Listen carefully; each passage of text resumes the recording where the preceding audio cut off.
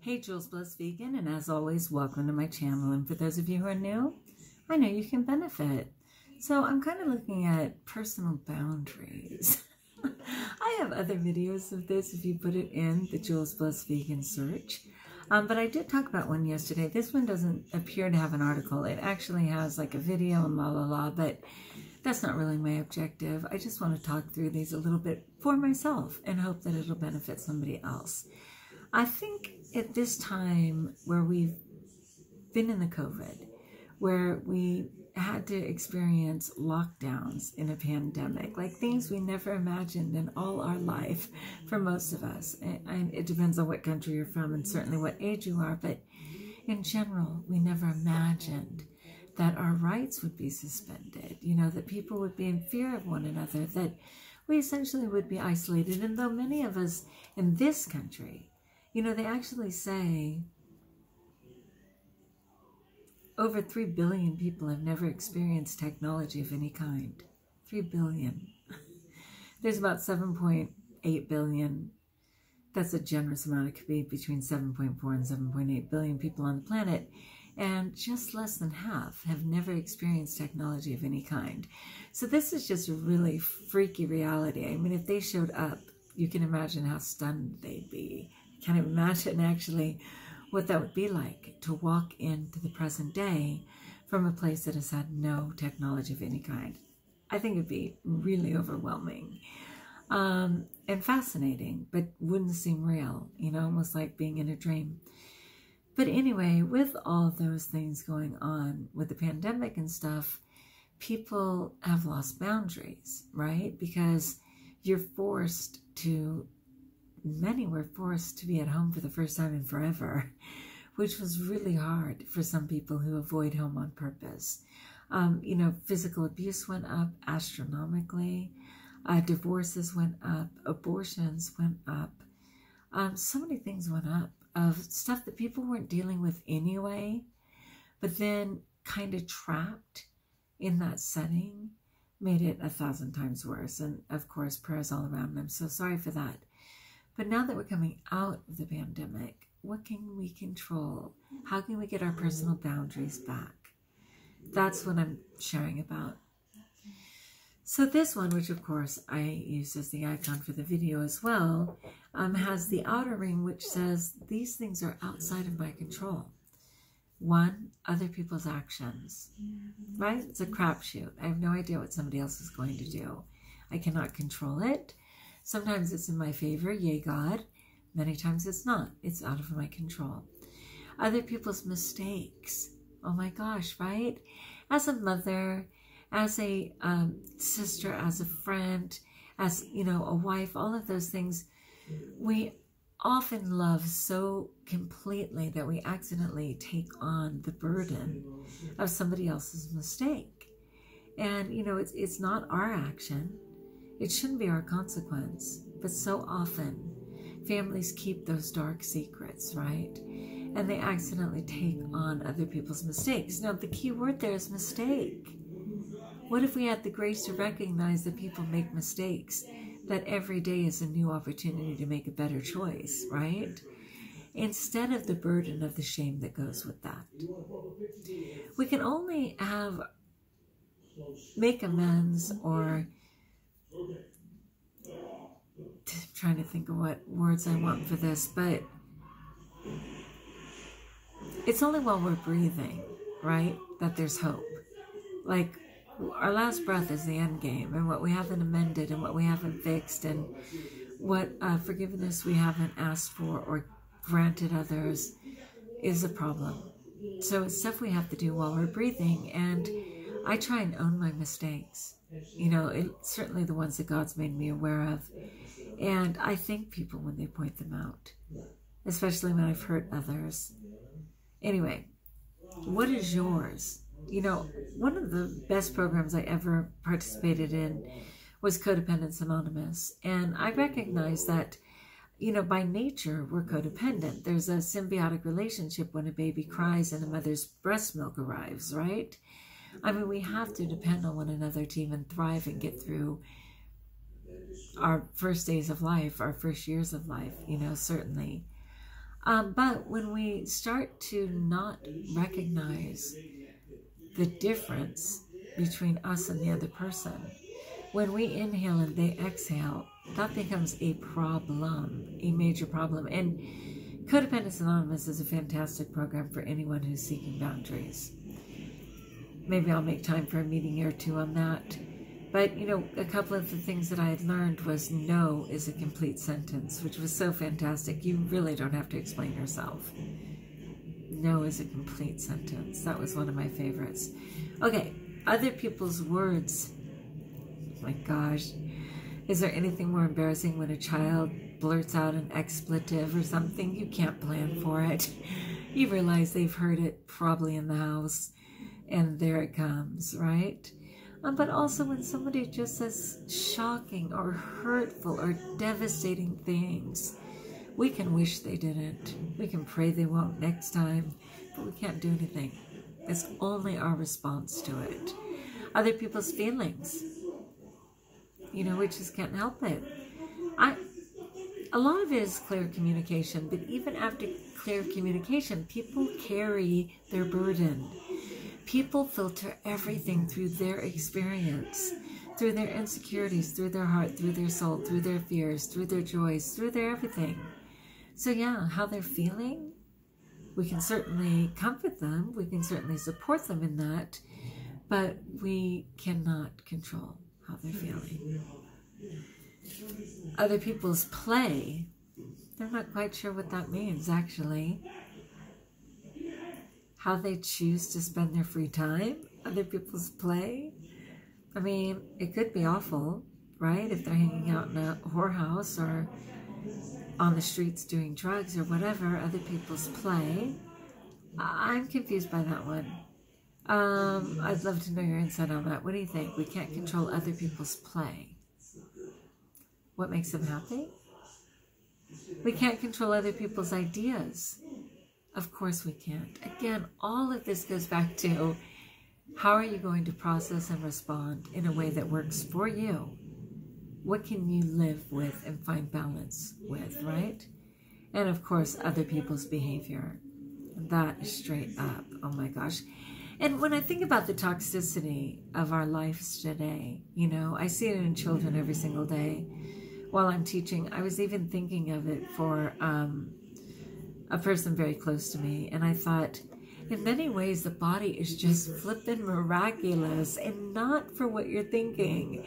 I mean, I've talked about the intricacies of the body and how God has gone to such lengths that honestly, you can study one component, just the ear, even just the lobe, just the eye, and even just the iris, right?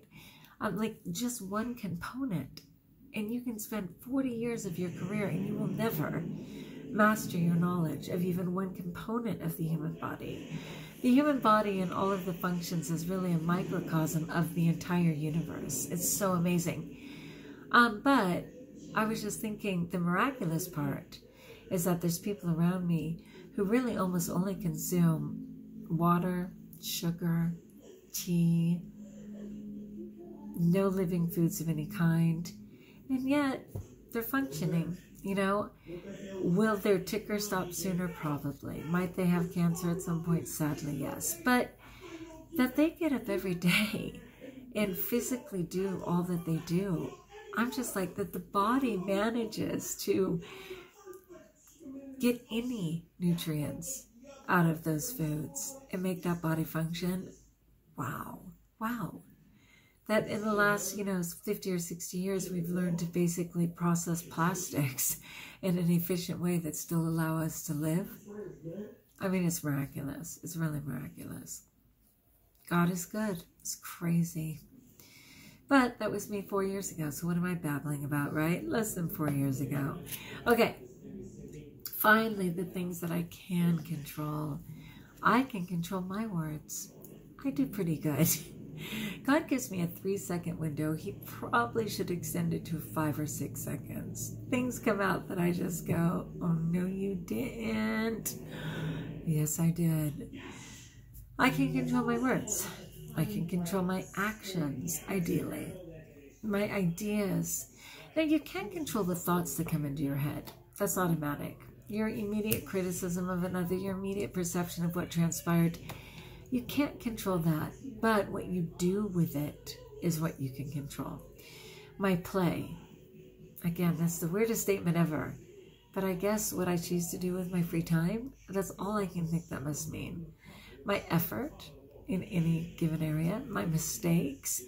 I don't know. I don't agree with that per se. I think people can make an honest mistake in the moment. Again, it's what you do about it that matters. And my behavior. And I certainly agree with my behavior because that's me acting out, right? Okay, so I agree with all of that. It's a little different than the one I shared yesterday, which seemed more directed at the workplace and sort of schools in particular, since it was made by teachers. This one's just kind of general in life, but mostly I just pray. I just pray for grace. Oh my gosh, wouldn't it be so loving if we were more accepting of one another when we make a mistake, instead of pouncing like a pack of wolves ready to tear apart their prey, right? And that is just modeled for us every day on the news, on social media, in life. It's just like, it was interesting. There was a situation in Huntington Beach, and I went to Huntington Beach High School and grew up in Seal Beach, and there was a situation where they leave tents out in like the lower parking lot, and generally there's no problem, and then the vendors come back the next day, and for whatever reason, a ton of people, forgive me, young hoodlums, it's graduation. Some schools actually got to have a prom and a graduation. It's just that time of year, right? People are getting out. But apparently a bunch of teenagers made a wreck of that place. They knocked over tables, they teared down tents, they knocked over trash cans, they left a flippin' mess. And right away, a bunch of people said, hey, let's go down there and clean it up. We love our city, let's go down there and clean it up. And then some other people counter-argued right away, saying, I liken that to cleaning up your child's bedroom. Let them clean up the mess, right? And they were like, not going to wait for them to clean it up. We love our city. And then this other person got on there and said, you know what? These kids have been like locked up for over a year. They finally got out, and they were just letting off some steam. Whoo. People went ballistic on that post. Just saying, are you flipping kidding me? And no, that's not how you let off steam. And I cannot believe you're even implying that this is even slightly okay, and da-da-da. And it was like, whatever started as a somewhat healthy conversation ended with this pack of wolves jumping on that individual who for just a moment was trying to zoom out a little and see the bigger picture. Now, for me, I never can I think of a time where when I had a little bit of freedom, it was chaos. To be fair, I did toilet paper houses when I was little with other people. I was never an egg thrower. I did collect a bunch of Christmas trees and put them all on Bobby Rayling's lawn, which was pretty funny. When people put out all their Christmas trees for recycling, we collected them all and put them on Bobby's lawn. I think that was for my, what would that have been? My 17th birthday? Yeah, because I'm 2 days after Christmas. But come on, that was like a flirting thing. I don't think the family appreciated it. I mean, it looked like a tree lot. They're rich. They could afford it.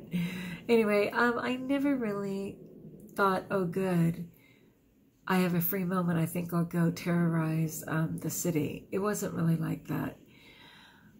But anyway, I hope those children will be called on their actions so that they can make amends and maybe do some community service or something. There is something very real called the spirit of recklessness that loves to get a frenzy going in the midst of a crowd. And when people are caught up in mischief, it's 100-fold. And that is a very real thing. And I don't know if the spirit of recklessness was present in that mischief. But again, we can't just blame that spirit, right? Anyway. All right, people, I'm just spending some time on this. It's something I need right now because I'm finding that I'm having trouble having boundaries a little bit. And when I've called a boundary recently, I felt really badly about it. Like, especially with family members. I mean, there's a lot going on. They have needs. I have my own things going on too. But when I can't meet their needs or answer the call, I've been feeling really bad about it. And I'm sorry for that. I have to be able to know that it's okay. That's usually when I resort to God and know that God is much bigger and will take care of it. But it's been a bit of a struggle lately. Anyway, for those of you who are praying for my horse, thank you so much. Susie turned out okay. She definitely has some slashes on her leg, but that big knot on her side went down, praise God. And my nephew Dean just got transferred down here to Southern California. It's one of those reasons I chose to get the vaccine, because you have to be vaccinated to visit him, and he is in serious need of family, and not just family, but someone like me who can advocate for him. So that won't be taking place for a while anyway. I don't even have my second shot, and even when you get a second shot, you're still supposed to wait a couple weeks. But prayers for Dean, as his mind is trying to figure out what just transpired, why he was transferred so far away after over a year in this single facility. And I pray that there'll be mercy there and that this is exactly where God needs him to be. All right, like if you like, join us if you haven't subscribed. Let me know in the comments below how I may support you in prayer, in food, in life, whatever. If I don't have the answer, I'll look it up. And until we talk again, best of all, know that you are blessed.